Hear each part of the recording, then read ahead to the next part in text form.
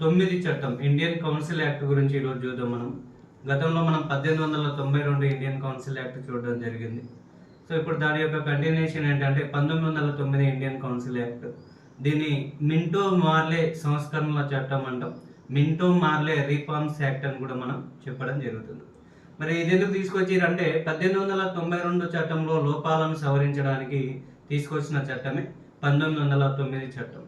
So అయితే మరి ఈ చట్టానికి రావడానికి కారణమైన ఈవెంట్స్ ఏంటి అనేది చూడాలి. మనకు అంటే 1892 నుంచి 1909 మధ్య జరిగిన సంఘటనలు పరిశీలిస్తే మేజర్గా బెంగాల్ విభజన అనేది జరిగింది. పార్టీషన్ ఆఫ్ ద బెంగాల్ అనేది మనకు 1905లో జరిగింది. సో లార్డ్ కర్జన్ అనే పర్సన్ విశాలమైన బెంగాల్ ప్రాంతాన్ని 2 ప్రాంతాలుగా డివైడ్ చేయడం జరిగింది.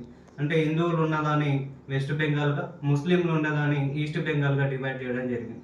సో దీనికి వ్యతిరేకంగా చాలామంది హిందూ ముస్లింలు 1905 నుంచి వివిధ సంఘటనల ద్వారా ఏం చేశారు మనకు అంటే ఎన్నో పోరాటాలు చేయడం జరిగింది దీనికి వ్యతిరేకంగా.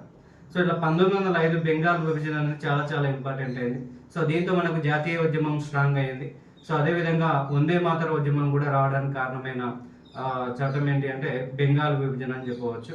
సో ఇక్కడ 1906లో ముస్లిం లీగ్ అనేది సపరేట్గా ఏర్పాటు కావడం జరిగింది. ముస్లిం లీగ్ అయితే ఇంతకుముందుకు భారతీయ సభ్యులకు బడ్జెట్ పైన ప్రశ్నించే అధికారం కల్పించారు ఈ చట్టం ద్వారా.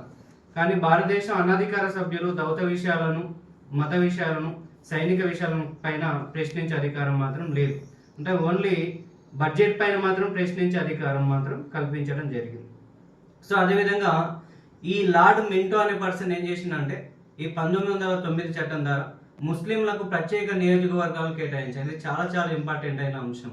ముస్లింలకు ప్రత్యేక నియోజకవర్గాలను కేటాయించిన చట్టం ఏంటంటాడు. సో 1909 మింటో మార్లే సంఘటనల చట్టం అని చెప్పవచ్చు. సో అదేవిధంగా అంటే ఏంటి, ముస్లిం క్యాండిడేట్ని ఓన్లీ ముస్లిం సంబంధించిన వ్యక్తులు మాత్రమే ఎన్నుకోవడమే. సో ఇక్కడ ముస్లింలకు ప్రత్యేక నియోజకవర్గాలు అని చెప్పవచ్చు.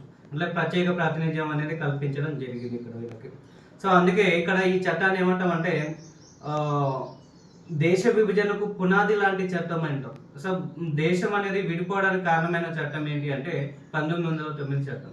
మరి దేశ విభజనకు కారణమైన వ్యక్తి ఎవరు అంటే మింటో అనే పర్సన్ మనం చెప్పవచ్చు.